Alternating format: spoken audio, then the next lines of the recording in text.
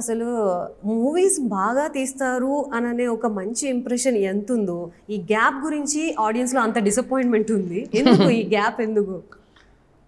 ఏమో అండి, మరి ఫాస్ట్గా రాయలేకపోతున్నానో ఎక్కించలేకపోతున్నానో, ఇక్కడ అవి రెండే ఉంటాయి కదా, ఏదో ఒకటి ఉంది. ఓకే, అందరిలో ఒక లోపం ఉండాలి కదా. సో ఇది ఒక డ్రాబ్యాక్ అంటారా ఈ గ్యాప్ తీసుకోవడం? It's just a gap. దాన్ని మనం డ్రాబ్యాక్ అని ఎందుకు అనుకోవాలి? ఒక హిట్ చేస్తే ఆ గ్యాప్ని మర్చిపోతారు. హిట్ గురించి కూడా కాదండి, అట్లీస్ట్ నా కెరీర్లో నేను ఒక 10 సినిమాలు చేస్తే మీకు ఒక 4 మంచి గుర్తుండిపోయే సినిమాలు ఇస్తే I consider my self success. దాంట్లో అయితే డౌటే లేదు. ఇప్పుడు వరకు ఉన్న ఫిలిమ్స్లో ఫింగర్స్ మీద కౌంట్ చేసి చెప్పేస్తారు చిన్నపిల్లల్ని అడిగినా కూడా. సో కంప్లీట్ ఫ్యామిలీ మొత్తం కలిసి కూర్చొని ఎంజాయ్ చేసేది, each and every minute relationships కూడా మీరు స్క్రీన్ మీద చాలా బ్యూటిఫుల్గా పోర్ట్రే చేస్తూ ఉంటారు. దట్స్ ద మెయిన్ పాయింట్ మీ డైరెక్షన్లో మేము అబ్జర్వ్ చేసింది.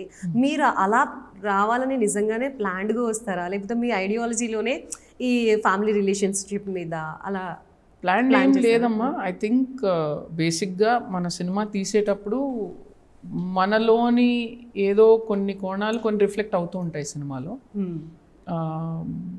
మన టేస్ట్ కానీ, మనకి నచ్చినవి కానీ, మేబీ మన కంఫర్ట్ ఉన్నవి కానీ.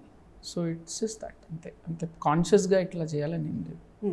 జనరల్గా డైరెక్టర్స్ ఐడియాలజీ కోసం లేకపోతే కొన్ని బుక్స్ చదువుతూ ఉంటారు, కొంతమంది క్యారెక్టర్స్ చూసి మీరు చెప్పినట్టుగా ఇన్స్పైర్ అవుతూ ఉంటారు. అలాగే కొన్ని ప్లేసెస్కి వెళ్తే మా ఐడియాస్ వస్తాయి అంటారు. మీరు ఎలాంటి ప్లేసెస్కి వెళ్ళి స్క్రిప్ట్ రైటింగ్ ఉంటుంది? నేను ఎక్కడన్నా అట్లా పర్టికులర్గా నాకు ఒక పీస్ఫుల్ జోన్ అనేది లేదు. అట్లా ఏం లేదు. I'm peaceful at home. Okay, no problem.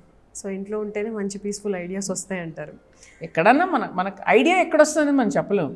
మీరు పీస్ఫుల్గా ఉన్నప్పుడు రావచ్చు, మీరు ఎవడన్నా చనిపోతే ఆ చావు దగ్గరికి వెళ్ళి చూసిన ఒక ఇన్సిడెంట్ ఇన్స్పైర్ చేయొచ్చు.